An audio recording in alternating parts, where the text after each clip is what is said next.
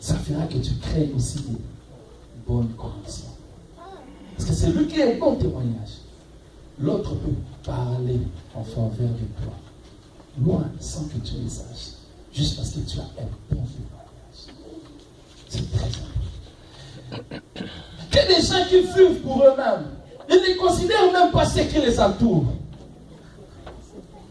Moi, je m'en fous. Moi, c'est rien, ça fait rien. Moi, c'est quoi? Moi, on joue avec moi au tieki. Un bon témoignage aide. L'apôtre Paul, nous allons lire ça rapidement, j'aime ça. Actes des apôtres, chapitre 16e. Actes chapitre 16. Actes des apôtres, chapitre 16. Actes 16, 1, 3.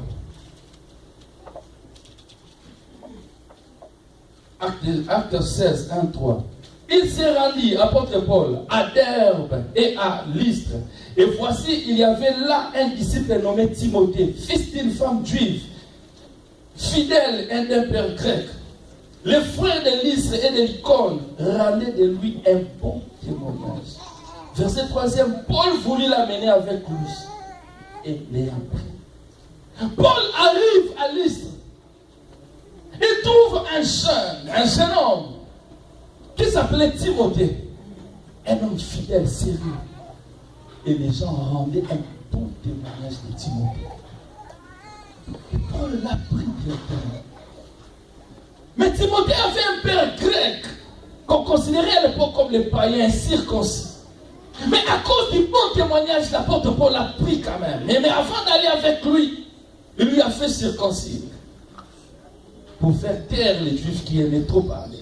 Et il prend. À cause de ton bon témoignage, même si tu es grec, ta maman est juive, mais ton père est grec, tu es circoncis, je te ferai circoncire, je partirai avec toi. À cause de bon témoignage, le bon témoignage couvre les portes.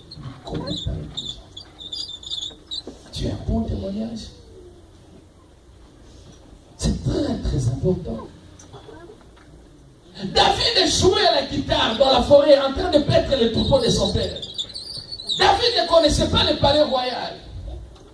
Un berger de moins de 20 ans en train de paître les troupeaux de son père dans la forêt.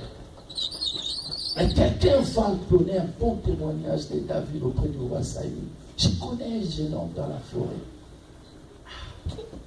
Qu'est-ce que les gens peuvent dire de toi? Un bon témoignage ouvre les portes. Tout ce n'est pas les gènes. Tout ce n'est pas la prière. Et aussi un bon témoignage qu'on parle de toi. Comment tu te comportes avec ce qui t'entoure? Mais est-ce qu'on peut poser la question à ton mari? Est-ce qu'on peut poser la question à ta femme, à tes enfants, à tes parents te concernant? Qu'est-ce qu'ils diront? Tu as un bon témoignage? Oh, l'église. Lorsque nous venons tous à l'église, nous sommes purs, saints, sanctifiés, constants. Jésus. Bien-aimé, que Dieu te bénisse. Sors à l'église. Ton témoignage. Qu'est-ce que les gens peuvent dire? Ça crée des connexions. J'étais ici. Un frère m'appelle de l'Afrique du Sud. Pasteur, tu connais la sœur X? J'ai dit oui. Comment tu la trouves? Moi j'étais ici. Le frère était en Afrique du Sud avec la sœur. Le frère voulait proposer la sœur pour le mariage, mais il appelle ici. Les témoignages. Pasteur, est-ce que tu peux me dire quelque chose? Mais on peut aussi poser la question pour toi. Qu'est-ce qu'on dira? Est-ce que tu as un bon témoignage? Tu pries, oui. Tu gères gloire au Seigneur. Tu as dit, mais offrande, que Dieu te bénisse. Pour ton témoignage. Qu'est-ce qu'il est bon? Ça ouvre le porte. Ça crée de bonnes relations. Et pas lui. Tu veux faire les affaires? Tu veux la... Ah! Moi, je te conseille. automatiquement il porte. Sois bien avec les gens. Mais qu'est-ce qui fait que les témoignages soient salis? Par les petites choses, les paroles que nous sommes. Tu as pris 20, aujourd'hui les quantièmes. Les quantièmes, nous voyons autour de la. Quand tu venais prêter l'argent, tu ne savais pas aujourd'hui c'est les quantièmes. Aujourd'hui c'est les quantièmes, aujourd'hui c'est les quantièmes. Aujourd'hui 28, donne-moi encore 2 semaines. Aujourd'hui les quantièmes c'est à moi. Tu n'as pas regardé les calendriers avant de venir. Je te donne à $50 pour. Mardi, ma papa. Mardi à 7h, je viens de frapper à ta porte. Et on appelle au téléphone, soit éteint, soit hors de périmètre cellulaire.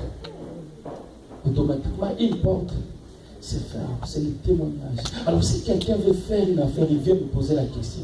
Est-ce que je sentais dans mon cœur, je veux faire affaire avec les frères X. Je peux faire. Prie encore. Parce que nous, les pasteurs, là, on ne dit pas directement. Quel est le mauvais homme? Prends encore le temps de prier que Dieu te parle. Okay? Ça, c'est une réponse que je te donne déjà directement. Pourquoi? Parce que les témoignages, très important. Bien aimé, s'il y a une chose à protéger, c'est les témoignages. On nous appelle, nous on était en Afrique du Sud, à Pretoria, on nous appelle, il y a un frère à Johannesburg qui pleurait amèrement. Il venait de se marier, sa femme enceinte, la femme a enfanté et tout. Nous on croyait qu'on devait aller rendre visite au bébé, mais on nous appelle que le bébé est mort, on a enterré le bébé. Pourquoi? Parce que le bébé, on dit, le bébé était comme un extraterrestre. Alors le médecin à l'hôpital, on dit non, tu ne peux pas garder un enfant comme ça, il faut qu'on le tue. Le bébé avait, je ne sais pas moi, une mince bizarre. Alors on va pour la prière et tout. Moi je n'étais pas allé, les autres pasteurs sont partis. Alors pendant la prière, Dieu a dit, cette femme a des choses qu'elle doit dire. Et on pose la question à la femme, est-ce que tu peux nous parler un peu de ta vie passée et tout? Non, moi c'est mon premier mari. Et finalement avec la prière, la femme s'ouvre. Depuis le Congo, elle était la femme des quartiers. Alors, nous connaissons chez nous les quartiers sont les féticheurs. Et ces esprits-là, elle a mêlé ça dans la maison. Et elle donne naissance à un monstre. Les témoignages, très importants. Tu as un bon témoignage, ça fera éclater la gloire de Dieu dans ta vie. David était surpris en train de jouer dans la forêt. Il voit le cortège du roi descendre. Où est David? Nous te cherchons. Je n'ai rien fait. Pourquoi vous voulez m'arrêter? Non, on ne t'arrête pas. Le roi a besoin de toi. Viens avec nous. Il entre au palais royal. C'est quoi? Non, le roi a besoin de toi. Quelqu'un a rendu un bon témoignage.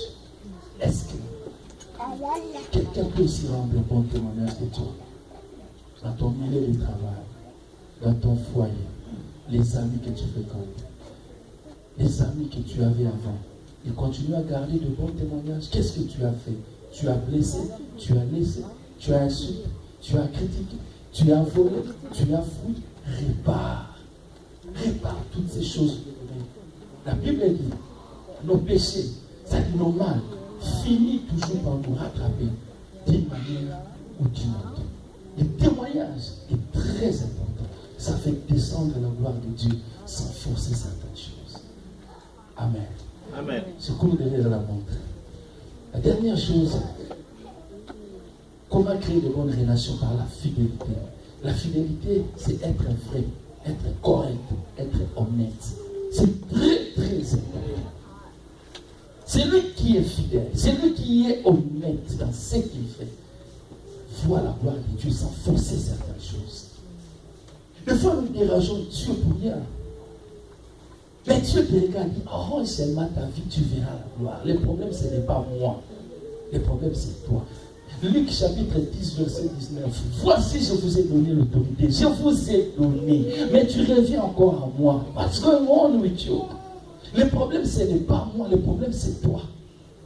Sois honnête dans ce que tu fais. Un homme fidèle C'est un homme qui remplit très bien ses devoirs. C'est-à-dire quand il dit je veux faire A, il le fera.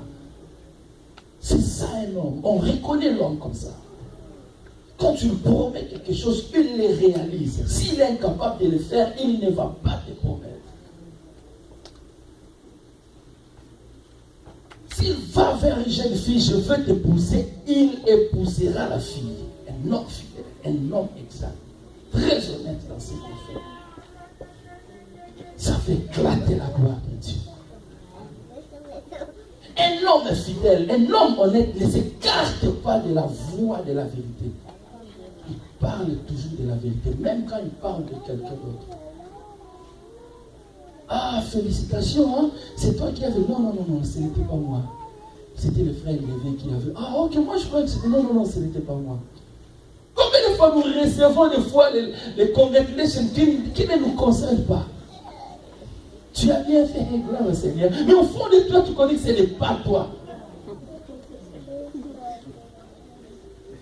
Gloire au Seigneur. Que Dieu soit loué. Ah, nous le faisons pour la gloire du Seigneur. Est-ce que c'est toi qui as fait ça? Un homme fidèle est correct dans ce qu'il fait. Je n'ai pas fait, je n'ai pas fait. Je n'ai pas donné, je n'ai pas donné. J'ai promis, je réaliserai. Je ne réalise pas, je ne promets pas.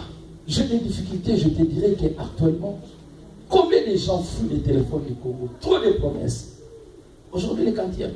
Attends-moi jusqu'à les 15. C'est combien? C'est combien? Non, dis-lui, mon frère, actuellement, je n'ai rien. Si Dieu me bénit, je vais te donner quelque chose. Tu sèmes quelque chose dans le cœur de quelqu'un et il t'appelle, mais là ça devient... Vous savez combien l'appel est coûteux en Afrique? Un frère vient en Afrique du Sud, il appelle son ami. Il dit, je viens chez toi. Son ami dit, oh, il n'y a pas de problème, j'ai une grande maison ici, tu peux venir. À partir de Lubumbashi, son ami appelle. Lubumbashi, c'est une province du Congo. Son ami dit, ok, viens. Et le frère descend en Afrique du Sud, à Johannesburg. Il appelle aussi son frère, son ami, pardon. Il dit, allô, son ami dit, allô. Oh, mon frère, je suis bien arrivé. Oh, c'est toi. Directement, son ami change. Il parle chinois.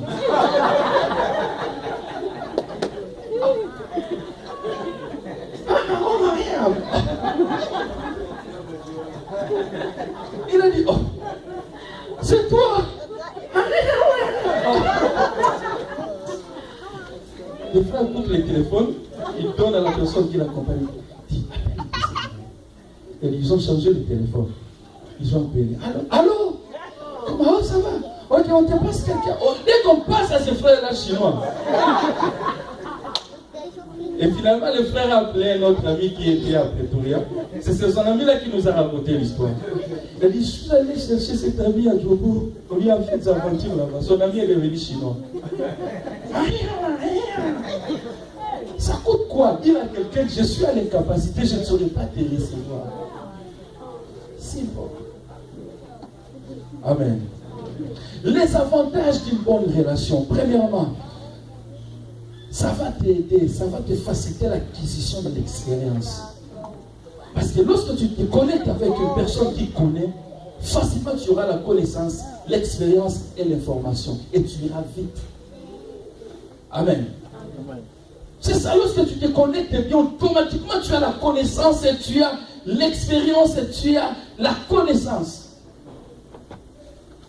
Et l'information. Tu connais directement et facilement tu vas aller vite. Je vais étudier, tu veux étudier, qu'est-ce que tu veux faire? Moi je veux faire, non, ici aux États-Unis, étudier c'est un peu différent comme au Congo. Au Congo, on valait tout. Mais ici, voilà, je vais t'orienter. Prends une, deux, trois, fais ça. Ah, ok, ça va t'aider. Automatiquement, tu prends un chemin raccourci. Parce que la personne connaît. Et il te facilite la tâche.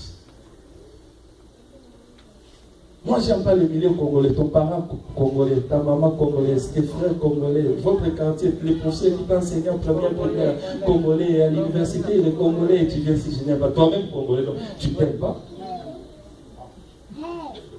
Deuxième avantage, ça favorise la propulsion. Si tu te connectes bien, ça va faciliter la propulsion. Tu vas facilement monter. Comme Josué et Moïse. Attaché à Moïse, Il voyait quand Moïse entrait dans la présence de Dieu. Josué accompagné, attaché. Finalement, lui qui était jadis appelé serviteur de Moïse, on l'appelle serviteur de l'Éternel. Ça facilite la propulsion. Si tu te connectes bien. Élie et Élisée. Élisée s'est bien connecté, ça facilitait double portion directement. Que les autres cherchaient à manier, dans la facilité, il a double portion. Il s'est bien connecté. Ça facilite la propulsion. Ah, lui il est venu à peine aux États-Unis. Mais qu'est-ce qui s'est passé? Il s'est bien connecté. Il est tombé entre les bonnes mains. On l'a orienté. Directement, il sort sa tête. Amen.